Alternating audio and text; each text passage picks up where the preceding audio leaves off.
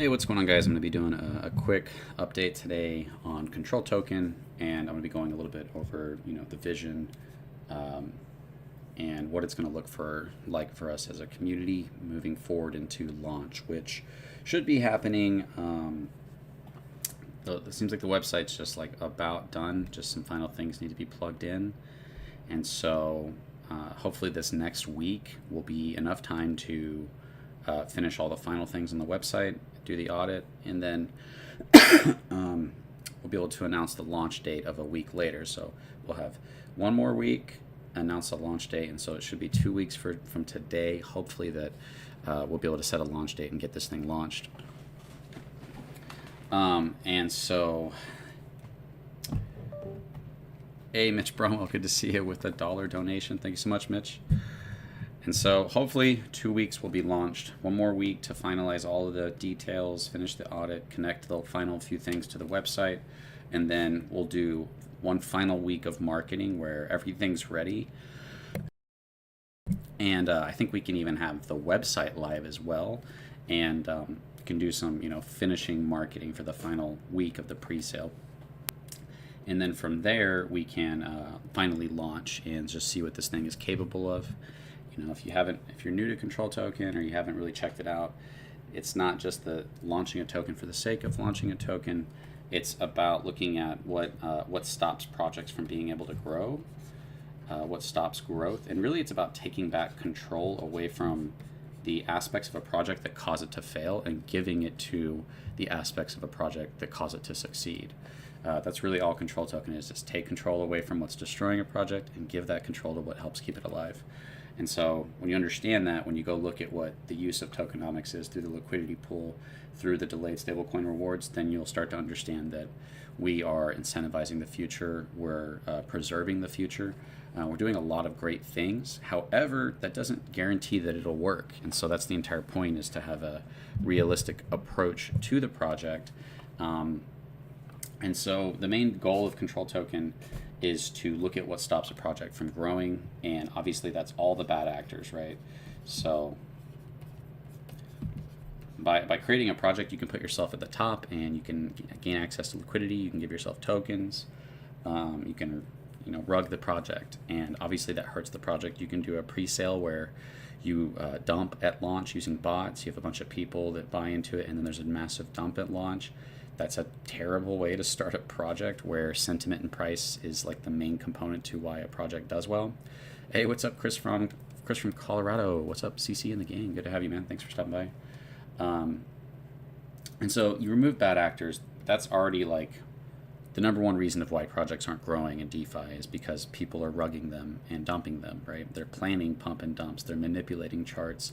They're all these crazy methods of manipulation. So if you remove those bad actors, as far as being on the team, the team side of things, and then we have another way of removing bad actors, which is a tax.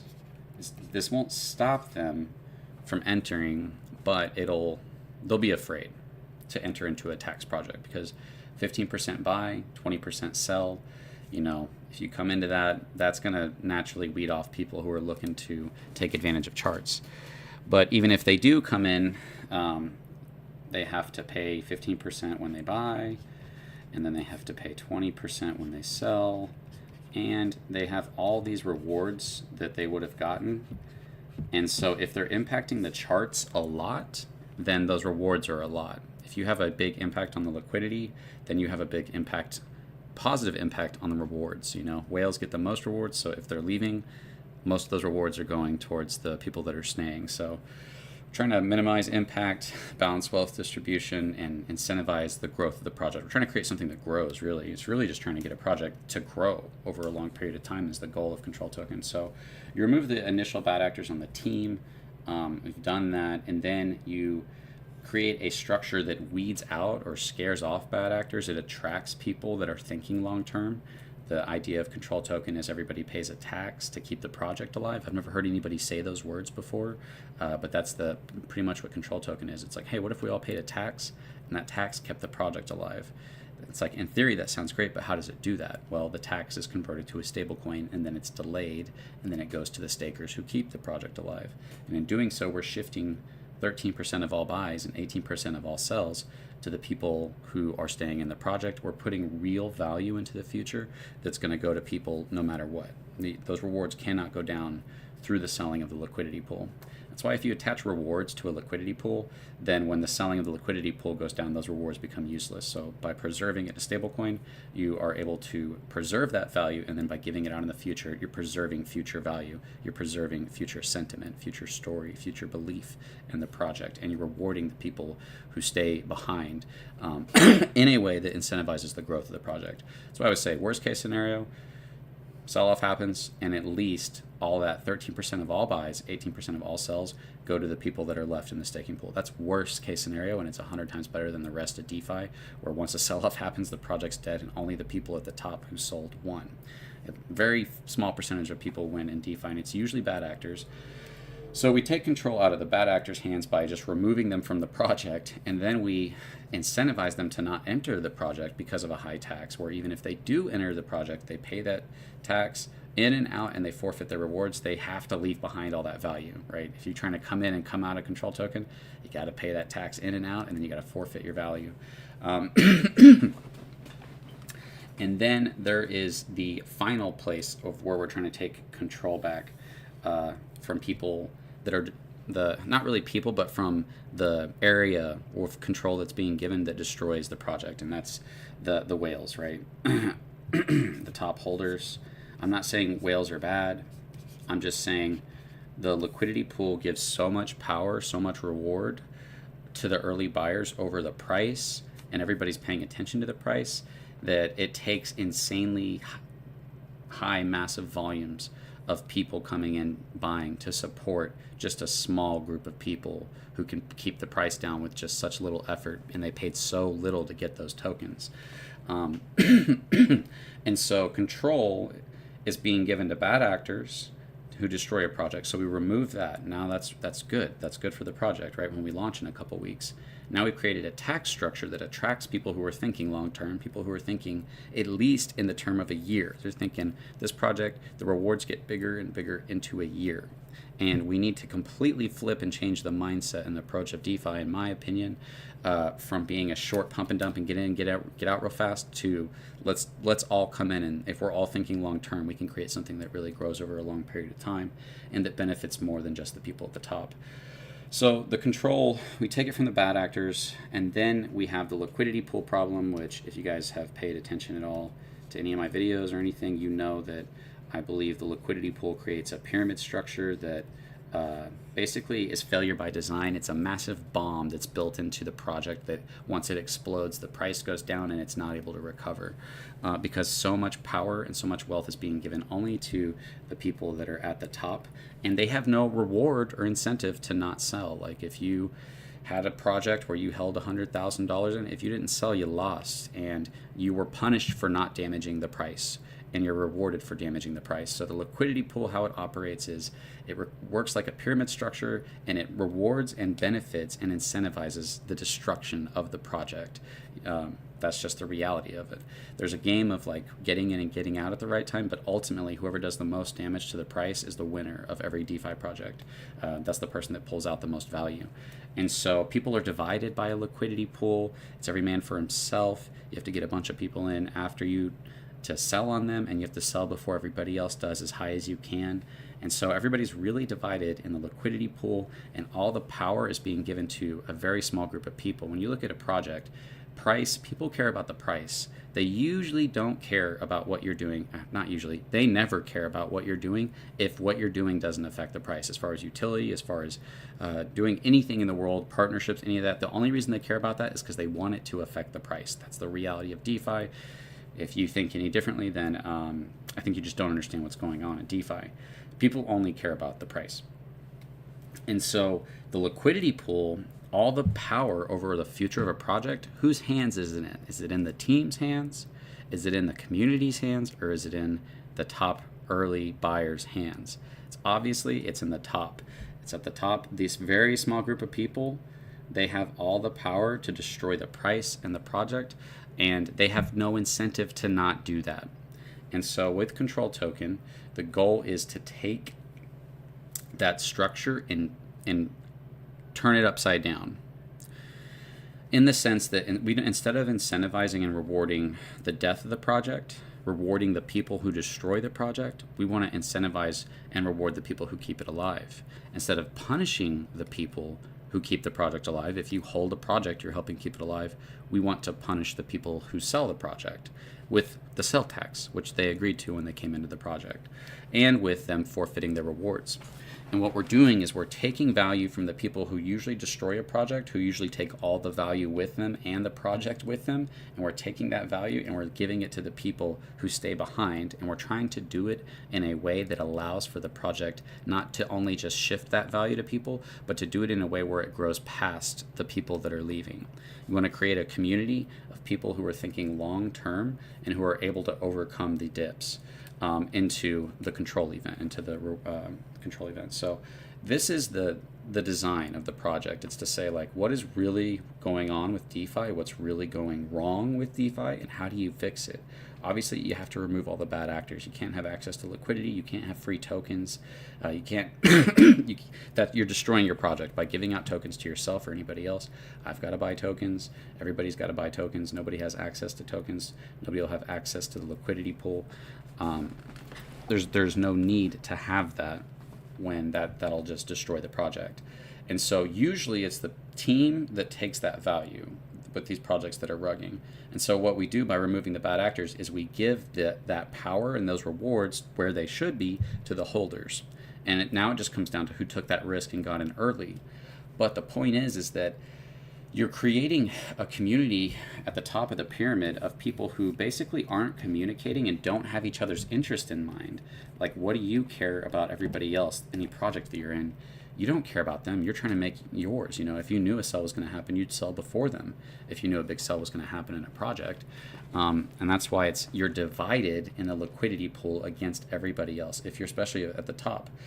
And so the most important people who control the future of the project, more so than the team and the rest of the holders, is the people at the top of a project, at the top of the pyramid scheme, at the top of the liquidity pool.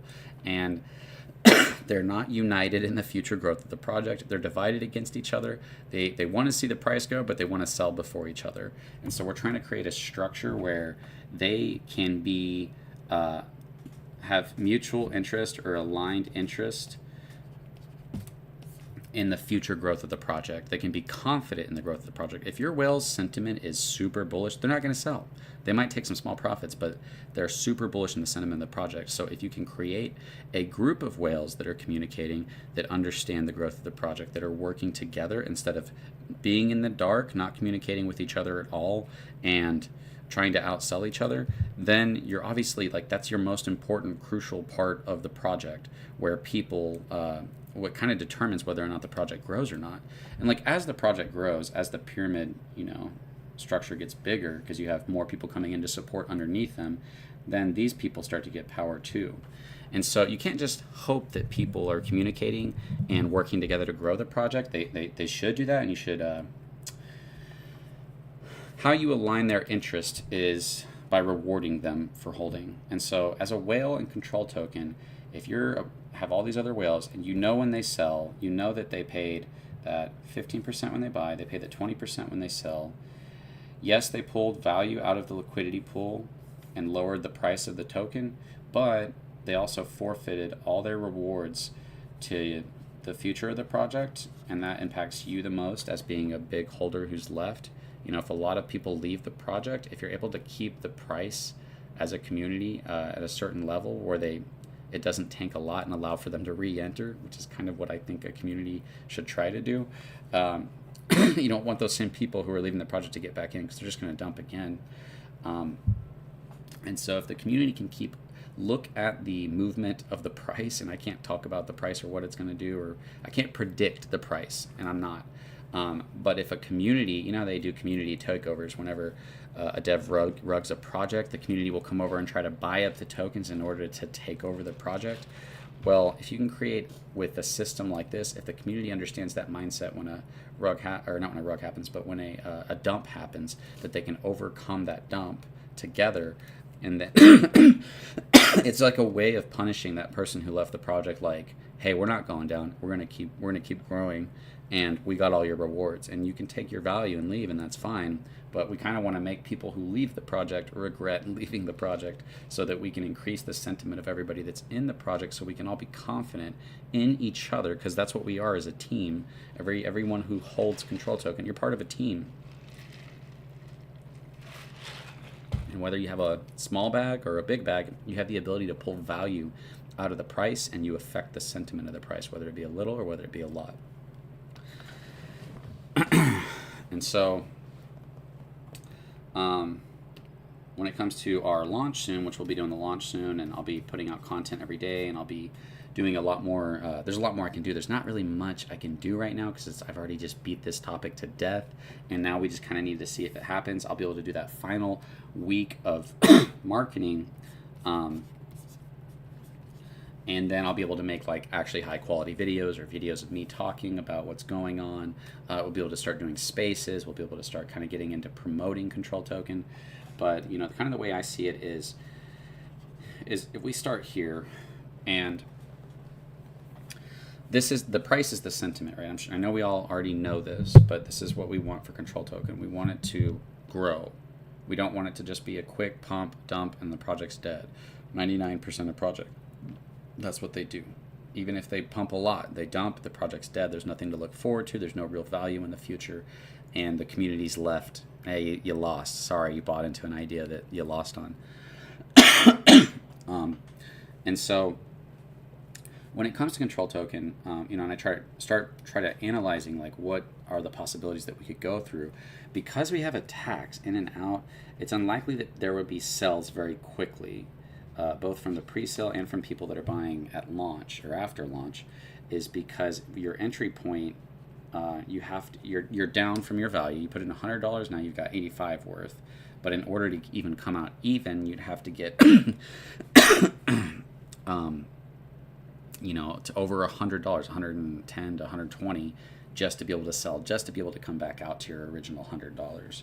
And so the tax, actually, and I don't think I've ever heard anybody really talk about this, naturally creates a larger window of waiting. Now, people usually will wait, they usually have to wait a long time anyways to get that 2x or whatever. But, sorry, this at least kind of everybody who enters has a longer period of time where they have to wait, and that allows for the price to grow. I think this is why you're able to see high tax tokens like SafeMoon and Evergrow with the 10% in, 10% out, 14% in, 14% out. So that's 20 with SafeMoon and 28 with Evergrow, still able to get massive volume. It didn't hold people back. So a lot of people that talk about tax tokens, they talk about it as if it was a fad or a trend, and I think that there is some truth to that. But the point is that tax is something that is very powerful, that if utilized in a correct way, can actually be used to benefit the growth of the project. So the entire point is, what if you utilized a tax in order to take value, in order to incentivize the growth of the project? Very simple idea, but it's how it's executed that is done in a way that isn't negatively impacted by the liquidity pool. So I think that even if it's slow, and I don't know how it's going to go, I haven't launched projects before. I just know we removed the bad actors and we put in a tax that should weed out bad actors and draw in people that think long term. And so it might weed out some people that with some big money. They might need to be convinced first that the project's working before they start to become more bullish on it. You know, the more we grow, and unfortunately, but as the more the price goes up, if it goes up, the more people will feel safer and confident that the idea works and to get into the project, right? People are scared in the beginning because they don't know with the project. With this new project, I don't know what it is. But as the price goes up and they look at the chart and they go, ooh, this actually has some weight to it. It didn't immediately rug. It didn't dump right at launch. And then they are willing to kind of more so look at it. And so I believe that as long as we have slow growth, it's okay. Even if it takes a while. As long as it's slow and steady, eventually, as that price goes up, as the belief and sentiment and story and narrative, those things are all attached to the price. And so as the price goes up, even if it's slowly, all of these things go up with it. The belief in the project, the story, the narrative, what we're saying, the idea of control token, the idea of liquidity pools. This is an idea that everybody can resonate with besides the bad actors. I mean, maybe even bad actors would resonate with this too and be like, yeah, that sounds like a good idea. But generally speaking, I only really want people, and I can't control who gets in and out, but I want people who think long term, who are like, hey, how high can you take a project when you have a structure like this? And that's the kind of people we want. It's people who are thinking long term, not people who are looking for a quick pump and dump. And so I believe, and I could be wrong here, that any project works this way. I'm not specifically talking about control token. I'm talking about this is how any project works, is that as the price goes up, as long as that price continues to go up, the belief and the story and the narrative and the hype and the confidence, right? That's another big one, is confidence goes up with the price. The more a price goes up, the more confident people are in that project, in whatever it is they're saying. It doesn't even matter what they're saying. It could be the dumbest thing ever, but as long as that price goes up, then the belief, the story, the narrative, the confidence, the hype, that all goes up with it. What's up, Scott B? The launch should be in about 2 weeks. Unless we run into some issues, it should be about 2 weeks from today. Free gender, sorry, I just saw your comment. Yeah, about 2 weeks. There are going to be 2 liquidity pool players, right? BNB and XUSD pair. Yeah, there should be. Me and Mark need to have one final meeting before we do the audit, so we should be doing that this week. We should be finishing the not the pre-sale, the website this week, and then on Sunday we should be announcing the launch date of the next Sunday, which is 2 weeks today. As long as everything goes according to plan, we'll be able to announce the launch of from 2 weeks today, but we'll be announcing it, obviously next week. And so should be 2 weeks left, and I'll have that final week of marketing. I'll be making good videos, putting my face out there, talking about the project. I'm confident in this idea. I can't guarantee its success, but the idea is there for the community too, because ultimately the control is not in my hands. I have aspects of control when it came down to design and when it comes down to explaining the vision and the idea, but when it comes down to execution, the control is being taken from the bad actors, and it's still going to be at the top, but it's with the liquidity pool, you still have that where it gives all the power to the people at top. I can't stop that. People want to buy something where their price goes up. I want to buy something where the price goes up and I can sell, right? But I can counter it and balance it with a secondary wealth distribution mechanism, which is the rewards. And so the rewards counter and balance the incentives of the liquidity pool, so that when people leave the project, they have to leave a bunch of value behind for the future of the project. You got to pay that tax in, you got to pay it out, and you got to forfeit those rewards. When you sell with the taxless token, you don't have to consider leaving value behind. With this project, you got to pay the tax when you sell, and you don't get any of your rewards, and the price could potentially go up. So the price can go up, your rewards can only go up, and you're paying that 20% tax. You actually have to forfeit a lot of value. That's what I'm saying is, taxless token, you're just like, oh, I hope the price doesn't go up. I'm going to pull out my 10K, my 50K, my 100K, my 200K. This project, you're like, okay, if I pull out 100K, I'm going to be forfeiting all those rewards. Those rewards can only go up. I'm going to be paying 20K into those rewards. So it's an interesting, and we can't completely counter the liquidity pool. We could raise the tax and it'll counter the liquidity pool more. But if you raise the tax too much, then people aren't going to want to get into a project if the tax is too high. So this structure still gives the power and control over the future of the project to the early buyers to a certain degree, but much less than a taxless token. And because this future value is preserved, it leaves something real for the future that a taxless token doesn't have. And a taxless token, when you sell, that's it. You need more momentum. You need more buyers on a chart that's already down. It's very hard to get that.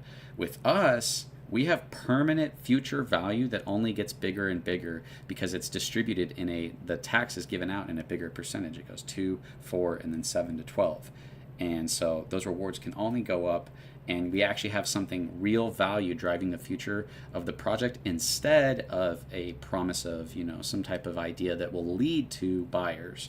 There's going to be this partnership or this utility or this thing that's going to happen, or some kind of celebrity is going to tweet this, and then hopefully after that a bunch of people buy, and then value comes into the project. No, we're utilizing everybody coming into the project to fuel the future of the project. So I think it's recognizing what works, which isn't the promise of something, but it's people believing in something.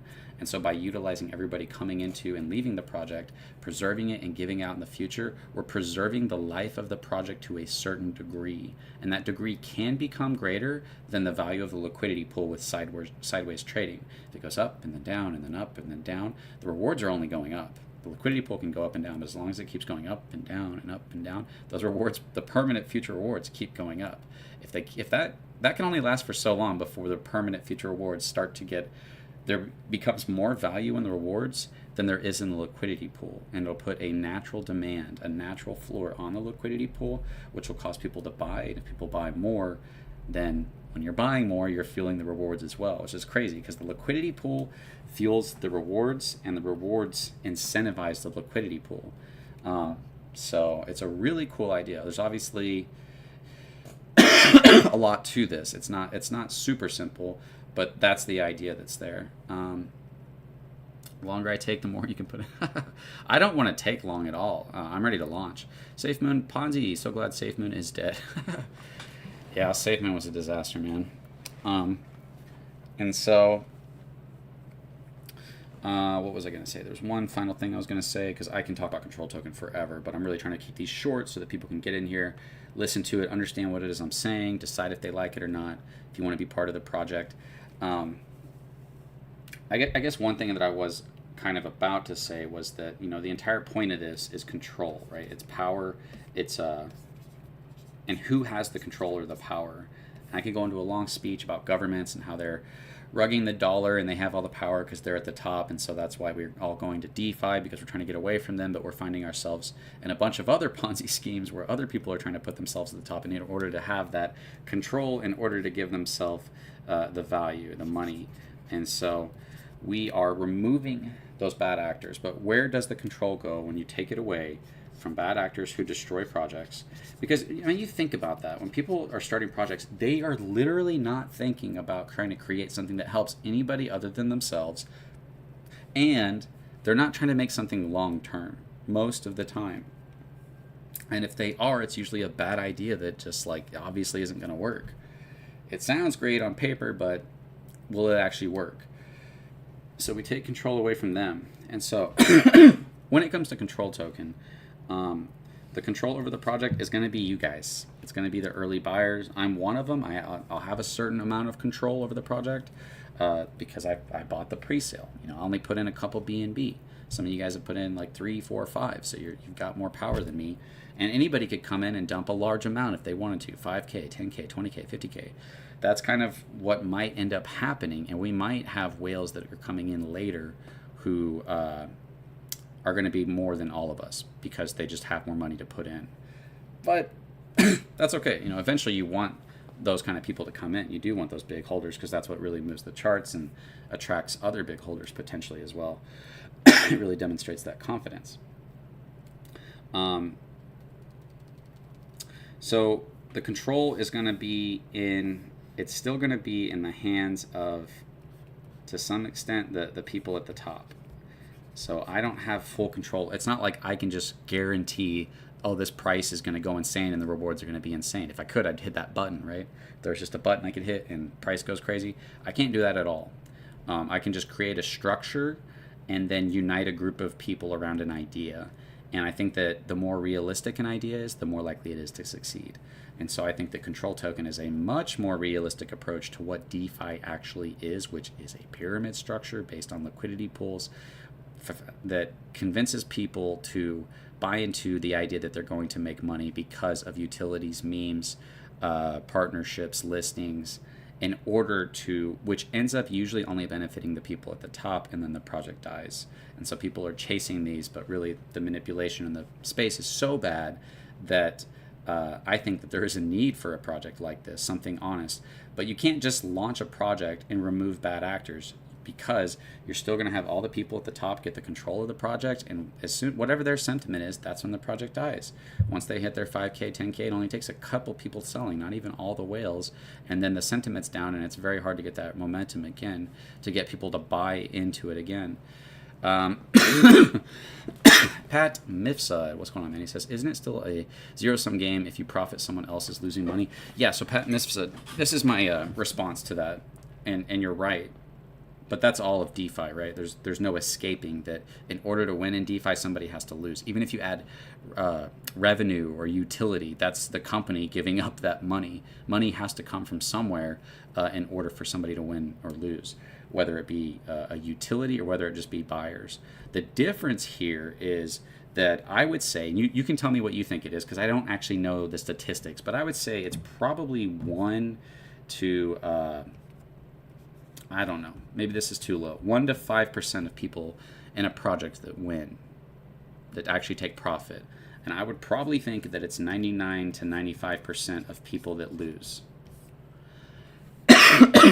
And so by taking away from the people that are leaving the project, they're forfeiting their rewards and they're paying the sell tax. And giving to the people who stay in the project, we're shifting value not just to... the people that are selling, because you're getting stablecoin for staking. And so the goal is to balance that. What is that number going to be? I don't know. Maybe it'll be, 20 to 30% winners, or maybe it'll be more. But here's the idea is that you could be the smallest bag and you could be staking, and the rewards by design are bigger than both not attacking them, SafeMoon and Evergrow. By design, the tax is higher. By design, we're delaying it, which means if you leave, you don't get your rewards. And by design, it only goes to stakers. It doesn't go to every wallet. So even if you're the tiniest wallet, the rewards are going to be much greater. And you're not getting the token, which can be devalued by the whales. You're getting stable coin. So we're shifting a lot of value. We're creating a lot more winners. That's what the entire approach to this project is, to say, does it really need to only be just the people at the top selling for $100,000, $10,000, $1 million, leaving the project, destroying the project, everybody else loses. Maybe they don't need to take all that value with them. You know what I mean? Maybe they should be forfeiting some value in order to keep the project alive. So by creating this tax and by putting it in stablecoin, everybody has real stablecoin rewards in the future that they can get by staking. But if they don't stake, they don't get that. So everybody that doesn't stake forfeits all their rewards to everybody that does. Everybody that leaves the project forfeits their rewards to everybody that stays behind. And so we start to shift and balance the pyramid structure of the liquidity pool by using math and tokenomics. We create a lot more winners, and we reward the people who keep the project alive instead of only rewarding the people who destroy the project. Still a zero-sum game in this sense, but it's a much fairer, much balanced game that incentivizes the growth of the project instead of the death of it. That's the idea of the project. And I think there's a huge desire in the space for something like this. I think people just don't know it. I think people want something where more than just the people at the top win. I just think they don't quite know how to put that into words a lot of the time. A lot of these people are like, well, that's just the game we're stuck with, is a liquidity pool. They don't think about balancing or counteracting the negative effects of the liquidity pool through the use of tokenomics. That's how I thought of this project. Is I was like, why do projects fail? Because whales have all the power, because they destroy projects, they get all the value. How do we counter that, and how do we incentivize growth and reward the people who keep a project alive instead of only rewarding the people who destroy the project? Glad you asked that question, man. I agree on that point if there's a valid product and service. All right, not necessarily you can engage in fair trade like a product or service. Are the payouts divided amongst everybody equally? For the more tokens you put in, the higher percentage of portfolio payouts. Yeah, the more tokens you have staked, the more of the stable coin you're going to get. So, if you're holding the most tokens and you're staking the most tokens, you're helping keep the project alive the most. Whether you got those tokens early or whether you paid a lot for them later on, by holding those and staking them, you're keeping a large amount of sentiment alive. And so you should be rewarded for that, not punished for that. You shouldn't be punished for not selling. You should be rewarded for holding. And it should be a lot. It shouldn't be just like, oh, here's a little bit. And so we need to find a way to increase those rewards. Whatever you did to get to the other person to give you their money, there was some motive that caused them to give it to you. Incentives matter. You can convince people to give you their money in all kinds of ways. Oh, yeah, for sure. And so this is why I say, like, okay, we start with the liquidity pool, right? And it works like the pyramid scheme. People put value in. You have the token, and then people have to send in the native coin, whatever blockchain it is, into that contract in order to get that token out, right? And so if everybody's getting the token, then it's a pyramid structure. Only the people at the top are going to win. Like that's just a reality. And so, okay, well, what if we tax everybody and then we use that tax to give to other people?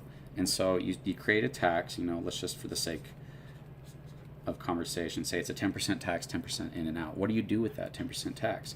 You say, oh, we're trying to keep the project alive, so we have the token. So we're going to give that token to everybody, and everybody's getting passive rewards. That's what SafeMoon was. SafeMoon was a tax that went out to every single wallet in the token, SafeMoon. Everybody was getting SafeMoon. That turned out to be a terrible idea, and I didn't realize this. I slowly realized this while I was covering SafeMoon, because what that meant was the people at the top were getting the most reflections, and they were able to they were the only ones who were able to get to the price points they were really looking for. Everybody else, they were far away from what they were dreaming of as far as getting a large amount of reflections and as far as hitting their price points. So once they sold down the token, everybody's reflections that they got that seemed like this passive income was all destroyed by like 90%, 90 plus percent. And so it can't be the token. We've got to preserve that value, and we've got to put it in a stable coin. And so, okay, let's say that we tax everybody 10%, we put it in a stable coin, and we give it out to everybody immediately. Well, that's dependent on volume. As soon as volume dies, those rewards die, and there's no more rewards to be given out. But with the stable coin, if the price tanks, if a large sell-off happens, then the stablecoin value is preserved. It doesn't go down, because we're preserving people's rewards for the project. And so, like, that's amazing, because that's basically what Evergrow was. It was these really awesome stablecoin rewards, and everybody was getting them, so you were getting value. Even if you didn't sell your tokens, you got stablecoin rewards. And so that was an awesome way to shift value to everybody instead of just the people that sell. Really cool. I really liked Evergrow. It was amazing. It did awesome. Let's take it one step further. What if you delay those stablecoin rewards in a bigger and bigger manner? Now, everyone who's leaving the project is forfeiting most of their rewards, their stablecoin rewards, to everybody that stays behind, to everybody that stakes over a long period of time. And so we're shifting real preserved stablecoin value into the future in a bigger and bigger sense that incentivizes the growth of the project. And so that is the structure that I think that will allow for a project to hopefully grow. We've removed the bad actors, and we've balanced the incentives of the liquidity pool to incentivize the growth of the project instead of only the death of it. Something that a lot of people want, but very few can make it happen. So the very fact that you're creating this token is a huge plus in my perspective. Awesome, Chris. Appreciate that, man. Chris from Colorado. I got some friends out there. LOL, as soon as you started talking, it made sense. The control token, for example, convinces people to give their project their money in exchange for the possibility of passive returns. Case in point. It's not so much about passive returns. It's about being in a structure that rewards more than just the people at the top. See, this is why I say this is a realistic approach. I am not saying you're going to find that if you compare this to a lot of projects, you're going to find that this is, in my opinion, shockingly more realistic than most people are willing to be about what DeFi is. Most people present their project like it's the next huge thing, it's going to be this massive thing, and you have to present it that way, otherwise people aren't going to buy it. But I'm not saying, hey, this is going to be passive income the rest of your life. Does it have that possibility? Maybe it does. If the control event does well and then it keeps recycling and a big sell-off happens, that fuels the rewards for the next control event, and so it could keep going. But the goal isn't to convince you that it's passive income. The goal is to show you that if you're in crypto, you need to understand what control token is in light of the rest of DeFi. Because you're going to be able to find problems with any project that's built on top of a liquidity pool because it's dishing out value in a pyramid structure. And so I'm saying, in light of all of DeFi, this project is more realistic. Yeah, these are great questions. Thanks, Mitch Broma. The thing you can know about this, I'm not saying, hey guys, this is passive income. That's not what control token is. Control token is, that 13% of all buys and 18% of all sells are going to go to the future staking rewards in a monthly, 6-month, and 12-month basis that gets bigger and bigger and bigger by design, by math. not by hopefully something happens. I mean, we do need buyers. But even if you have a small amount of buyers, those future permanent rewards are there. To whatever degree that we grow is to whatever degree that we guarantee the future growth of the project, in the sense that we're preserving stablecoin value in the future that's going to go to the stakers. That's there's no like hypothetical maybe about that. And so all I'm saying is that you can know when you get into this project, which is good, because there's something morally better about this project as well. When you tell other people about a taxes project, they get dumped on, they lose all their money. Tell people about this project, worst case scenario, they can stake and get whatever's left behind if the project dies and doesn't see any more volume. Because whether you have buys or sells, those buys and sells raise the future permanent rewards. And it's not just that. I probably need to find a much better way to word this, but it's not just that 18% and 13% are going to everybody left behind, but it's that the people that leave the project are forfeiting their rewards. You know, I just said this, but why are rewards increased? Because these are the reasons why the rewards are going to be better by design than any rewards project I've ever seen. This part's not crazy, but it only goes to stakers. If you're not staking, you're forfeiting your rewards. So every wallet not staking is forfeiting their rewards to everybody who is staking. In a traditional project like SafeMoon or Evergrow, the rewards went to every single wallet that was available for rewards. Everybody had to share whatever those rewards were, and they were amazing for Evergrow. And with SafeMoon, they would have been amazing if they were converted to stablecoin. They would have been okay if they were converted. It would have been a lot better for a lot more people if it was converted to stablecoin. But because it was converted to SafeMoon, it came down to only the people that were selling that were being rewarded off of the reflections. And I don't think anybody's ever verbalized that clearly. I could be wrong. Maybe somebody did, but I haven't heard anybody do that. So this is one way that we're increasing these rewards. The other way is that the tax is much higher. You know, I'm not blasting them. I just was heavily involved with both of them. And so it's just by comparison. So SafeMoon, you can correct me if I'm wrong, it was 5% went to reflections, and I think half of that went to the burn wallet. Evergrow was 8% BUSD rewards. Control is 13 to 18%. So the first reason is the staking. The second reason is we just have a higher tax, right? It's much higher. Coming in and going out, you're paying a lot more, and we're not utilizing the other parts. You know, SafeMoon had another 5% of the tax that went towards liquidity. Evergrow had another 6% of the tax that went towards buyback and burn and the treasury or whatever. They had a lot more of the tax that was being utilized for something. We've got 2% of the buy and sell tax going towards the treasury for paying me, for paying marketing, for paying for dev work. Outside of that, we increase rewards, and this is really important, that these rewards are so much better, and I'm not trying to crap on them, than SafeMoon, and I believe than Evergrow. And that's not a shot at Evergrow, because Evergrow's not even doing, they lowered their tax to like 1% or something. They're not even have the same approach of what they were before. And they have a much better structure now of what they're going for as far as utility feeding rewards to the stakers. They're doing the same thing. Not that the staking part isn't revolutionary. Everybody knew about staking. That's not something new. But it's utilizing what actually causes projects to grow and for the benefit and growth of the project, where the power is to incentivize that growth to keep happening. So we have the first reason, sorry, I'm covering this again.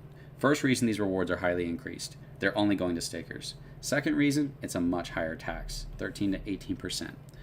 18% on sells, 13% of buys are being converted into a appreciating stablecoin. That's like another icing on the cake, is that it's not just a stablecoin, but it's an appreciating stablecoin. And so the value of your rewards can only go up, and the amount of the rewards can only go up until they're distributed. You have rewards that can't go down, and the value of those rewards can't go down, but even better, the value of those rewards can only go up, and the amount of those rewards can only go up. Whether buys or sells are happening, that's what's happening. The third thing that increases these rewards that I think is an amazing thing is that we delay them. That's like the final secret to countering the negative incentives of the liquidity pool and to leaving real value behind. Even if volume stops, right? All that value is in the future. And so If nobody buys or holds, or buys or sells, you're gonna stake, you're gonna get those rewards, and then the project will probably die. But that's assuming zero volume happens into those rewards, right? By delaying it, so everybody who leaves, and usually the people that are leaving are having a big impact on the liquidity pool or the price. If you're having a huge impact on the price, then that's a huge impact on the rewards. It's obviously the impact that you have on the price isn't going to be as much as the rewards. It can't be, right? Because you're having an 80% sell where 20% of your sell is going towards the rewards, but you're also forfeiting all of those rewards you would have gotten. And if you're a whale, that's a large amount. That's, potentially with Evergrow and SafeMoon, it's tens to hundreds of thousands of dollars that you'd be forfeiting to everybody else that's left behind. So that when whales leave in this project, oh crap, they just left a lot of value behind. And hopefully it creates a community that's more likely to overcome dips together because they have this real value in the future that they're working towards. That's why I say liquidity pools, we're divided in the price. You have to get a bunch of people in after you. You have to sell on them, and you have to sell before everybody else. What is that? That's every man for himself game where we're all trying to tell these narratives, but you need a bunch of people to get in after you so you can sell on them. That's all of DeFi. That's what's going on in DeFi. With this, we can all be united in the future stablecoin rewards, the control event. The 12-month event is the big reward event where most of the value is stored and then given out. So we increase these rewards by only giving it to stakers. Everybody who doesn't stake doesn't get the rewards. We increase it by having a higher tax, and then we increase it by delaying it. All of those things greatly increases the value and amount of these rewards going to the stakers compared to any other rewards tokens I've ever seen.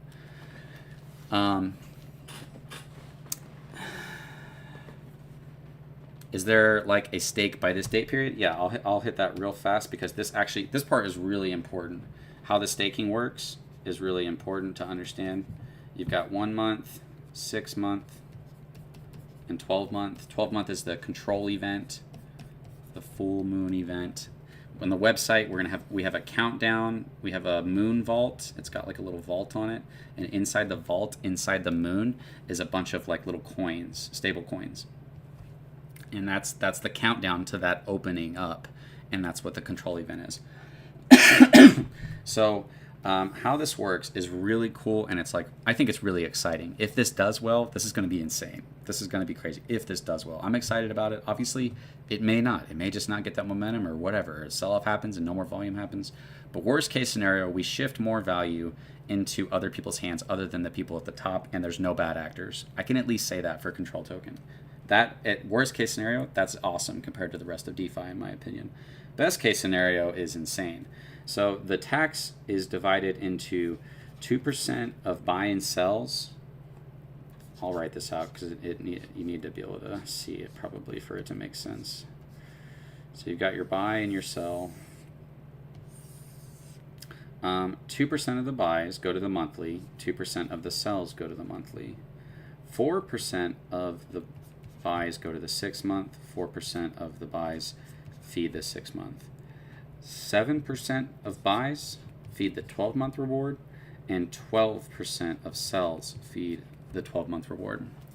So if you have, just for the sake of making this easy, $100, $2 will go to the monthly for $100 in volume. $4 will go to the 6 month, and $12 of sells will go towards the 12 month, and $7 will go towards the 12 month if it's $100 in buys. Do you guys see that? So what this means is that I think this is really cool because we already have all those things that I told you about that increase these rewards. But here's where it gets really cool is the way that it's distributed. The 1 month is going to happen 12 times, right? It's going to happen 12 times. Every month, 2% of whatever the volume is going to be given out into stablecoin to the stakers. It's nothing huge. It's kind of just a taste. It's like, hey, here's a taste of what's going on. Here's a taste of what the 6 month is going to be like. The 6 month happens 2 times, right? And then obviously the 12 month only happens once. Well, it'll reset and happen again, but it happens once a year.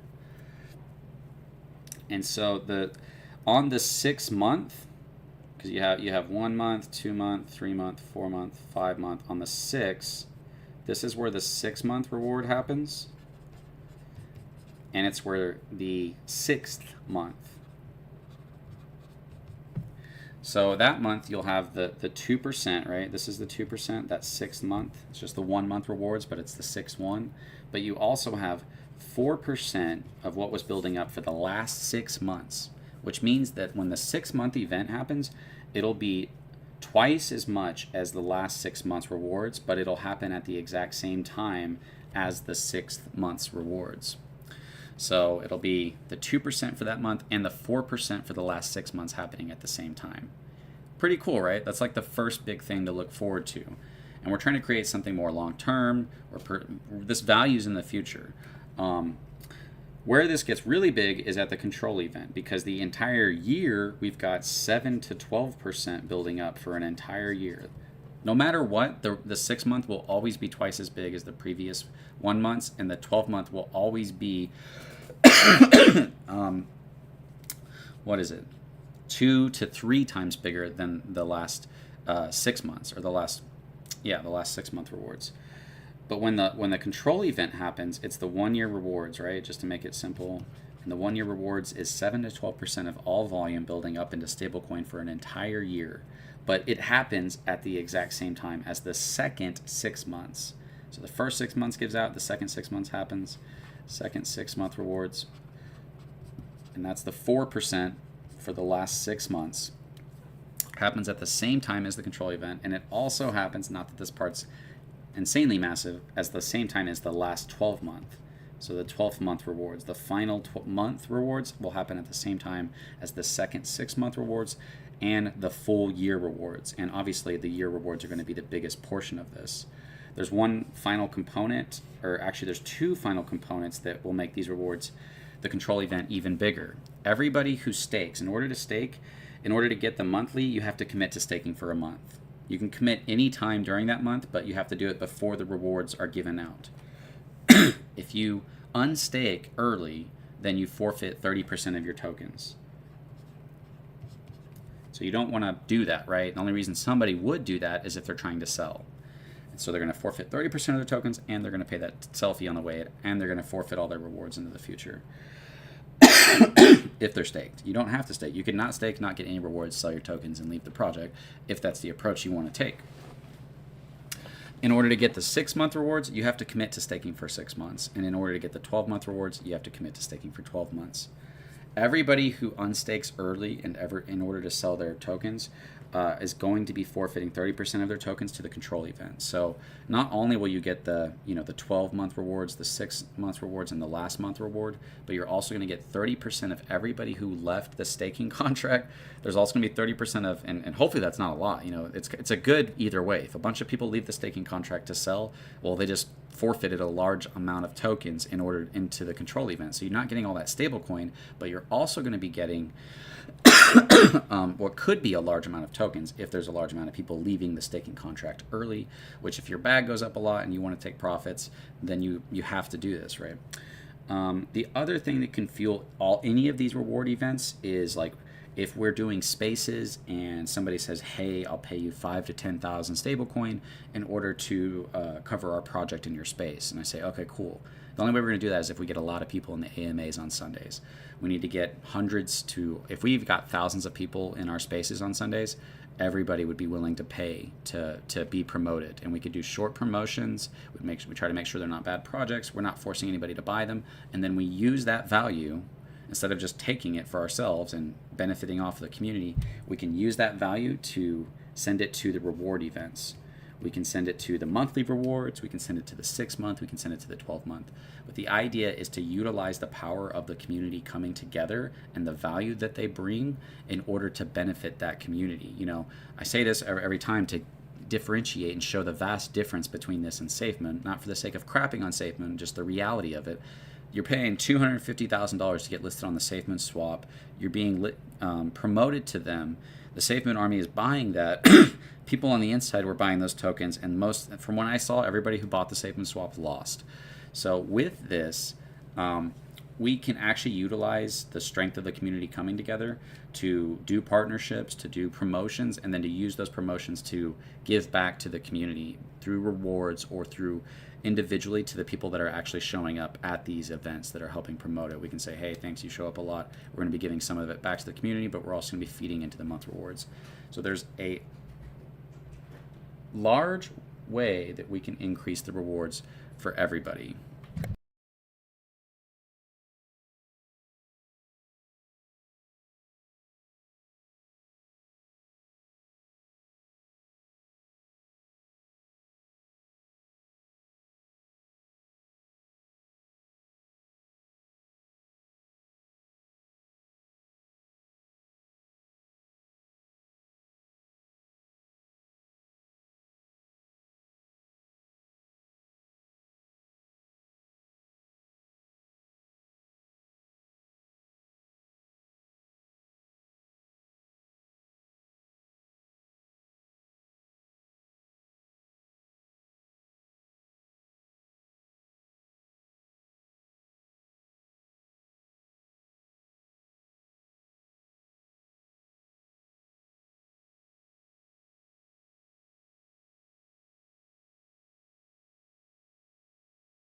Sorry, guys, my wife just got home and she's supposed to be at a birthday party, but something was wrong, so I had to go check on her because she got a really bad headache. So, sorry for the sudden pulling away.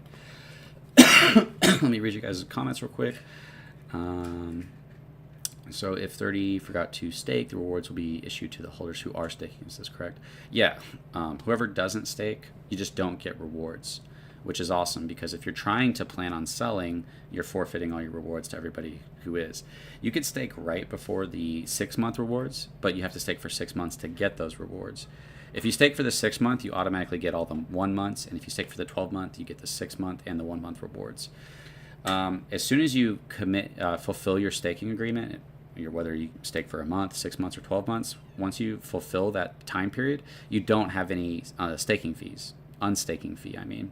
You can unstake with no fees and sell your bag if you want to. You can decide if you want to sell or whether you want to stake or whether you want to sell part of it or whether you want to stake more. Each stake will be its own stake in order to prevent people from manipulating the system. So if you want to stake more, each stake that you do is going to be its own stake. If you're trying to add more to it, that's how it's going to be. You can build up a certain amount of control token, but once you stake it, that stake is its own stake until you unstake it. You can't add to that staking. And I'll explain the reason for that is if somebody staked 1 token, just nothing for 12 months, and then right before the 12-month rewards, they added all their tokens to that bag, they could get all those rewards, and they only had to take the risk of staking 1 token. With this, where once again it's all about balancing and it's about benefiting the whole and it's about the future of the project. People can come in and get those 12-month rewards, and I was actually challenged on this by some people that you guys have probably heard of, which is, I won't say who it is, but it's really cool when you think about this. Say the 12-month reward, whatever, you get the point. We have this full year, we go to the control event, that big distribution of rewards. This is what people say, what happens then? Well, I can tell you that if this is really good and people are like, holy cow, that was amazing, then I think it's likely to happen again, whether it be bigger, whether it be about the same, or whether it be smaller. If it's really good, then people are likely to, I think it will likely happen again. I can't guarantee that. But let's just say everybody who's staking at these different time periods throughout the year for the year rewards, that goes into the next year. All those people who are staking, if you staked right here, then you have to make it to that month. If you staked here, you've got to make it to that month. If you staked in the beginning, you've only got to make it to right here. So everybody who stakes in the very beginning, if you're playing long term on this, and if staking is what you want to go, because you could totally not stake and go for the taking profit route if you wanted to do that. And my advice, not financial advice, personal advice for myself, trying to find a way to phrase that. What I do is I have 2 bags so I can play both games. Some people are having multiple bags. But if you stake right in the beginning, right at launch, and then we start the countdown, you get all these rewards, and then you can sell if you want to. without incurring that staking fee. Everybody else who stakes in after, who gets those rewards, they can still get those rewards, right? But they have to wait longer to get to the point where they can stay unstake without incurring that staking fee. They could totally unstake at any point. They just have to pay that staking fee, which is 30% of their tokens, because you're breaking the contract. We want people abusing the system to get these rewards and then selling. That would be terrible for the project. So hopefully that kind of helps make some more sense. And then was there one final thing I was going to say? So if the price, let me do this one more time, because this is really cool actually. So as the price moves, the 6 month and the 12 month, they permanently move up. Oh, the price went down a lot. That causes, because a higher tax goes to those rewards with cells, that causes them to get even bigger in the future. And price starts going up, rewards get even bigger in the future. And so let's say that right around here, a reward event happens the 6 month, and then people get the rewards and then they sell. And let's just say it tanks really hard, just for the sake of potential scenarios, right before the 12-month rewards. The value that's in these rewards puts a natural demand on the price. It can only go down so far before you can buy tokens and be making profit. You know what I mean? If you could buy $100 worth of tokens here and get $100 or $200 worth of stablecoin here, you're gonna do that. Everybody's gonna do that. But let's say a whale's paying attention and they see, let's just say for the sake of it, there's $1 million in here, and they see, oh, I can come in, I can buy up all those rewards because the price is so cheap. And I say I can drop, 500K, get 500K of control token, I'll stake it, and then I'll be able to get those rewards. So what that does, because no matter what, when you're either impacting the liquidity pool or the rewards in a positive way. If you're negatively impacting one, you're positively impacting the other. And this is what I mean by that. If you're selling the liquidity pool, you're fueling the rewards. If you're buying and staking the rewards, which technically does decrease for everybody else because your rewards depend on the amount that you have staked for the amount versus the amount that everybody else has staked. So if a lot of people keep staking, they're technically taking more of those rewards, but at the same time, they're also paying into those rewards. So it's just one of those things. There's going to be a lot happening at once, and it'll be very complex and kind of hard to keep track of it all. But you can still understand what's happening. So he buys 500K. And what's that going to do? That's going to increase the price in order for him to get those tokens. What's that going to do? It's going to help sentiment. It's going to help drive the price. And what that could do or lead to, basically what that means is that if somebody can come up and buy up the rewards, they deserve to, if the community lets the price get that low. What that's awesome for is that if the more that we build these permanent future rewards, the more likely it is that, one, the community won't let the price get that low. There'll be a natural demand. Every project has a natural ceiling and a natural floor where people think this is too good of a price to let it go below, and then other people think I've got to take my profits at this price. Obviously, it's the people at the top thinking that usually. Maybe some people below them, but usually that's what it is. You have a ceiling, you have a floor, right? And with this, we will have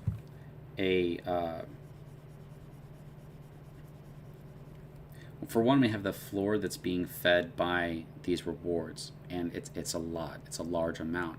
And so the sentiment is going to be impacted by the rewards. The floor value is like, I'm not going to let the price get this low because I could easily buy this many tokens, not just for the early buyers, not just for new buyers, but also for the whales. The whales are going to feel that way as well. But what that does mean is that if this does happen, what everybody's afraid of, a big sell-off, then it becomes a buying opportunity, not just for the price to go back up, but also for the rewards. So it's a really awesome structure, I think. And it's less than the liquidity pool is, because more value goes into the liquidity pool than goes into the rewards. It's 18% of sells and 13% of buys, which is a lot, actually. Like I said, it's more than any rewards token you've probably seen. that goes into those rewards. But because the liquidity pool can fluctuate so much, the rewards can actually be more than the value that's in the liquidity pool, or it can be equal to the value that's in the liquidity pool, or it could be half the value that's in the liquidity pool. But the rewards are permanent and they're being shared amongst the stakers. The liquidity pool is not permanent and it's only going to the people that are selling. Those are the two different games we're playing, and they both affect each other and fuel each other.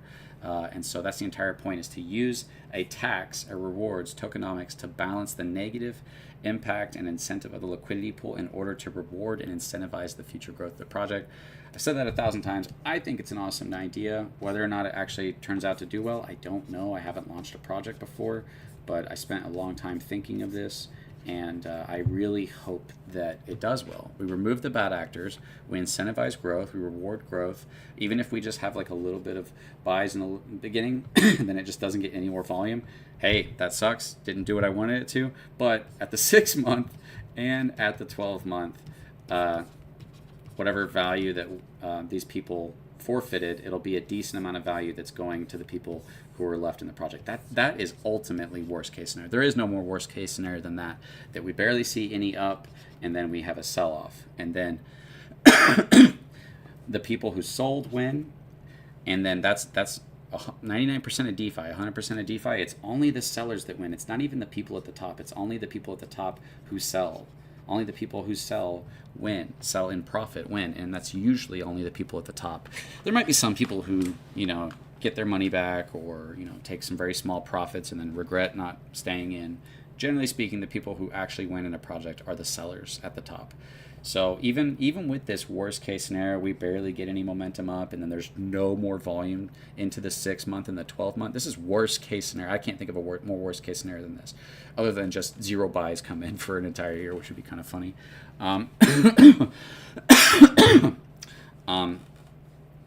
Then we would at least be shifting, like I said, that 13% of all buys and that 18% of all sells into the hands of other people who helped stay and keep in the project, who are usually the people who get nothing. Usually if you hold, you didn't sell, you get nothing for that, right?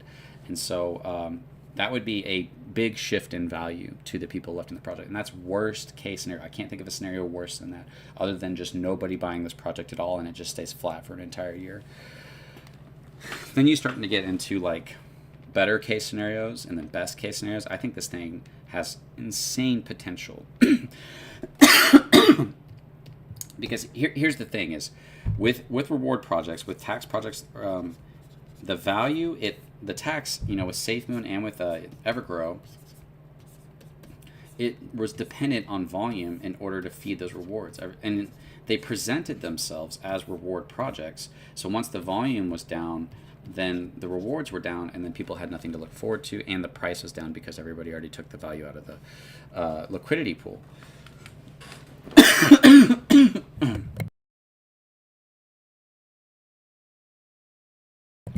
Hey, Nathan Johnson, how's it going, man? Is it better to split your wallets? Ultimately, like, it's up to you to play it how you want. I don't want to sway people one way or the other. I personally, my approach is I'd like to have both. I'd like to have one for taking profits and one for rewards. And I advise people to do that because either way, no matter what, it's a risk. No matter what decision you make, whether you buy or don't buy the project, whether you sell, there's always a risk that something else will happen. So, if you buy and you don't get rewards, well, there's the risk that the rewards are good. And if you buy and you stake, well, then you have the risk of you missed out on your chance to take some profits. Then you might have wanted to take some profits. So it's just, it goes either way. Scott B, as long as it's built to have a good looking chart, which I feel like it is because of how it's structured, that is one of the best catalysts for buy pressure. I guess we'll see. Exactly. That's what all this is about. So this is what I would say. The rewards for Evergrow and SafeMoon did not last that long. They lasted, I would say, months. Reflections lasted months. The massive volume only happened during the very early life of those projects. And after they did, the future value rewards were done. But by shifting that value into the future and over a long period of time, because I spent a long time thinking like, man, that's a long time. Maybe we should shorten it. But if you shorten it, then there's a lot of negative impacts. So I keep going back and forth, and I'm like, and I think the year is it. I think it's got to be a year. Then even if volume dies down, all those rewards are in the future. There's something real in the future to look forward to. That was the final thing I would say about this. And I say that so much, the final thing I'll say, but this really, I think, will be the final thing I'll say, is that when I was in DeFi, everybody wants to know about something big that's going to happen, that's going to lead to a lot of value. Oh, we're going to get, Elon Musk is going to tweet us out and a bunch of people are going to buy, or Operation Phoenix is going to happen, or we're going to get listed on this exchange, or this utility is going to produce a lot of profit and that's going to lead to a lot of people to buy, and then the value is going to go up and then I get to sell, right? Everybody's looking towards like a big event.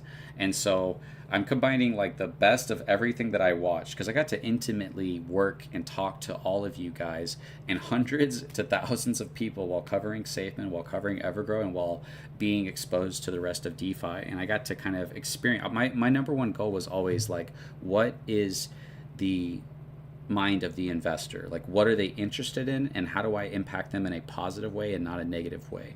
That was my goal, is to figure out what they like to think about, and to try to help them, to be like, hey, here's, maybe your dream is SafeMoon goes to $1, but here's the reality of what the charts are doing, something like that. So to have this really cool idea, which I don't know if this has been done before, but I think it's awesome. We have a countdown timer. It'll be counting down the days, the minutes and the seconds to the vault opening, the moon vault. I think that's an awesome idea. A moon vault, maybe. There's no way that hasn't been done before. I just haven't seen it done before, and I'm doing it, right? I didn't steal it from somebody. I thought of it. This moon vault is a giant vault door that has inside of the moon is going to open. You have something real to look forward to, and it's exciting, and the value's built into it. It's not something that happens and then you hope a bunch of people buy and then you hope that you take profits.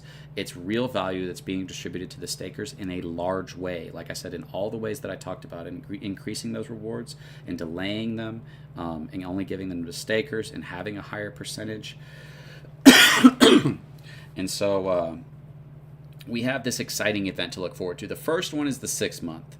The first one is 4% of volume built up for 6 months. That happens at the same time as the 1 month, and that'll be happening, I guess, sometime around January probably. Yeah, that'll probably be happening in January, where the first 6 month rewards will happen if we launch in 2 weeks from today. And then the exciting part, I guess, will be right around this time next year. The control event will be happening. It'll be hot as heck outside. And then, sorry, I'm trying to get over this sickness I got. And so we have this real exciting event to look forward to that has value built into it. And it doesn't just have value built into it, but that value built into it incentivizes the liquidity pool. It incentivizes buying, because if you can buy and stake and get those rewards, then you're going to, right? If the rewards are really good, you're going to buy and hold and get them.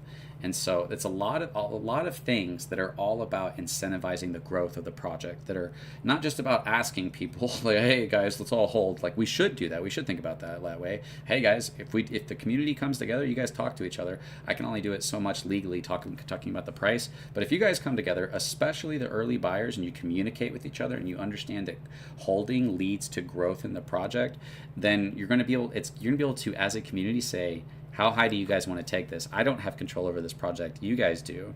I have a certain amount of control, and I can make videos, and I can do spaces, and I can try to unite us and talk about my number one goal when it comes to this is not to create a delusional community, a maxi community that attacks everybody and does all that stuff. Like, there's still going to be degrees of having to defend the project and probably having to attack other projects that are attacking us, because that's just DeFi.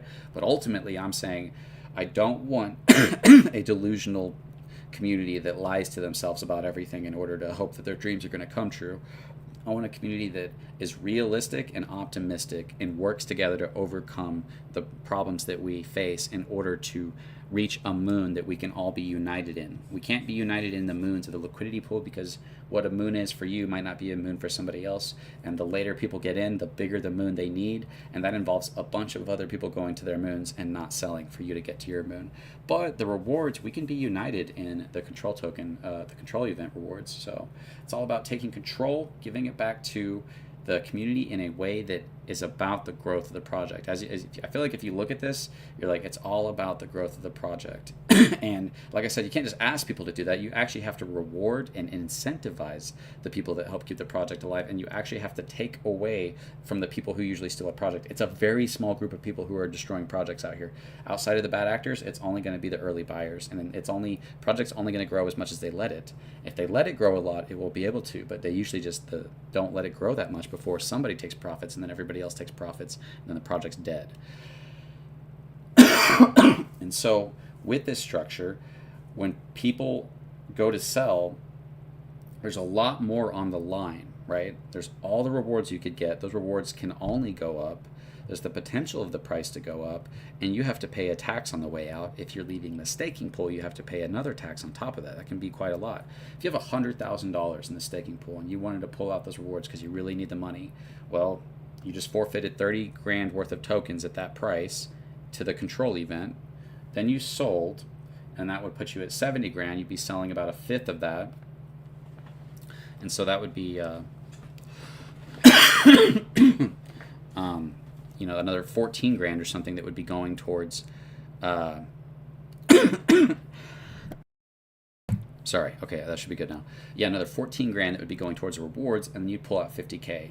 And you forfeited $30,000 worth of tokens to the staking contract. You paid another $15,000 into the rewards that you're not getting. You forfeited all your rewards.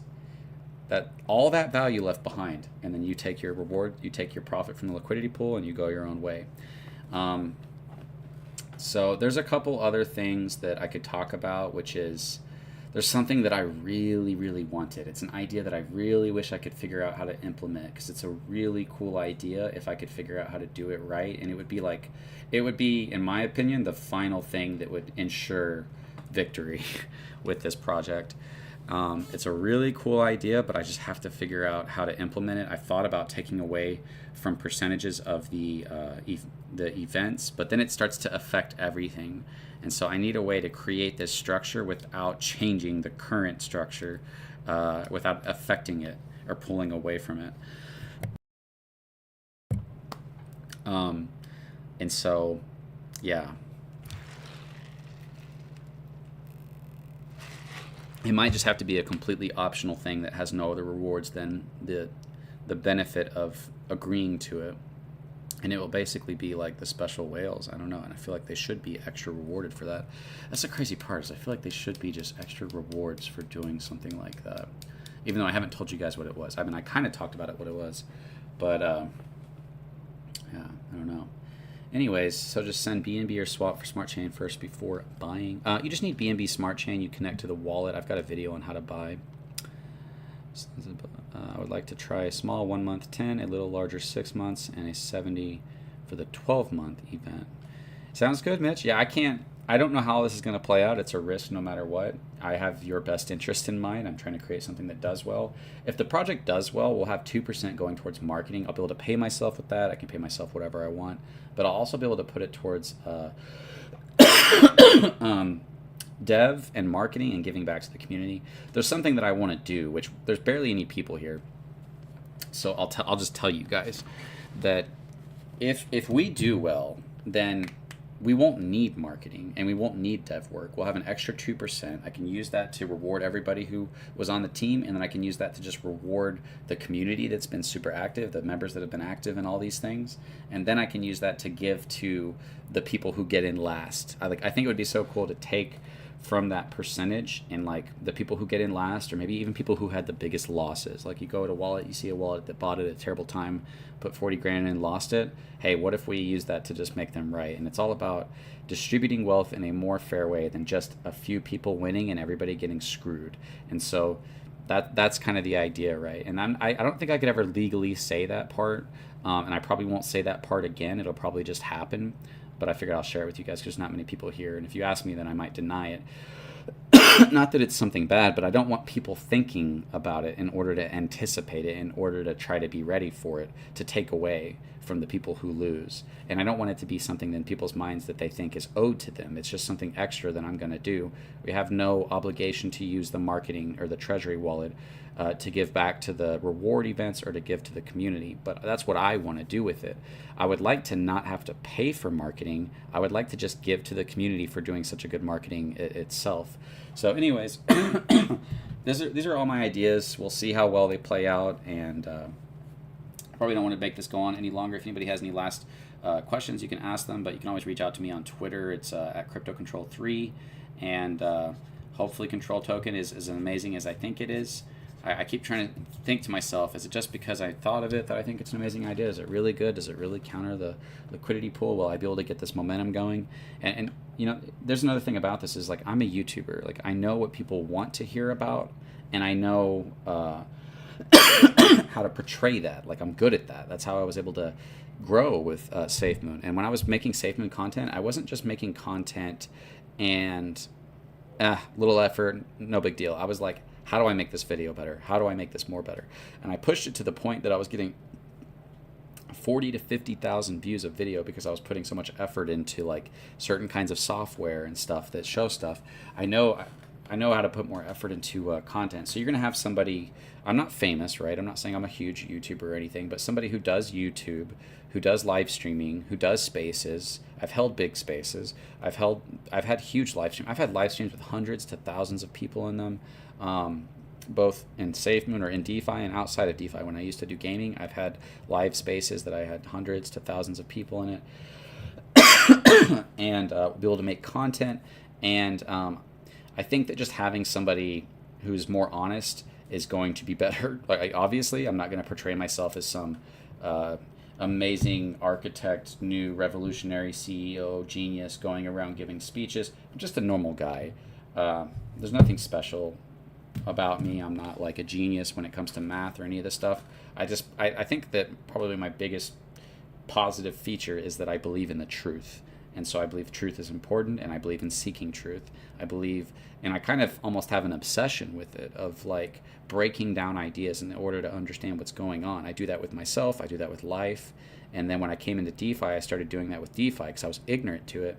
And it's what led me to kind of come to the creation of Control Token, was being a little more realistic about everything that's going on in DeFi. Anyways, guys, it was awesome hanging out with you. Mitch Bromwell, Nathan Johnson, Scott B, Free Gender, Chris from Colorado. Thanks for hanging out, guys. And hopefully we get it all finished this week, and we can announce a launch date, and we can go into marketing. We can go into the fun part, and we can see if this idea really works. I really hope it does well. People say, oh, you don't even know if it's going to do well. Yeah, because I'm being honest with you. You mean to like lie to you and say I know the future? I don't know the future for Bitcoin. I hope Bitcoin does well. I think it's going to go past 100K this year. Is that guaranteed? No, I'd be lying to you if I said that. And so I'm not lying to you. I don't know if this project's going to do well. I am more bullish on it than any project I've seen in DeFi because of its structure, but I can't guarantee that it's going to do well. Mitch Bromwell, God bless everyone. Yeah. Hope you guys had a good day at church, if you went to church. Also, a good content creator, you should reach out to the moves similar to you in the space, values honesty and integrity. There's Drip Coach. You should look him up if you guys should collab. Yeah, for sure. That's something we can look at. I think I did ask Crypto Atlas, I think, was going to do a video, and then I think I asked Generation Crypto if he'd be interested in covering it. I think he said he would do a video. I'm not sure, but reach out to my buddies and be like, hey, do you mind covering this video or potentially doing an AMA with me? And I can start to reach out. And, the final thing I'll say, I promise this is the final thing, is that I have a lot of people who know about me from SafeMoon, and I have a lot of people who know about me from Evergrow. And I think there's a lot of people who are just kind of sitting back and going, oh, he's doing a project. Okay. And they're not saying anything, but they're like, I wonder how that's going to go. And there's a lot of people that are like, man, I hope that fails because I hate that crypto control guy. And that's funny. But as the price goes up, if the price goes up, our voice will get louder, our message will get louder, and I will keep being able to reach back out to these people and telling them, see, I told you that this structure was a good structure. through the YouTube algorithm because I'm an authority. My channels are authorities on those subjects in the sense that YouTube recognizes my channels as a trustworthy source to cover these topics when it comes to promoting them to viewers who are interested in that similar context when it comes to SafeMoon and Evergrow. So if I put out a SafeMoon video, it's going to get 1,000, maybe a couple thousand views. Put out an Evergrow video on my other channel, it might not do as well. But the point is I can reach back out to these people to say like, hey, look at this project, decide for yourself. And a lot of times people want to see, they want to see it like, hey, show us. Let's see the price go up. Like, let's see it do well. Let's see it work. If it works, then maybe I'll reconsider.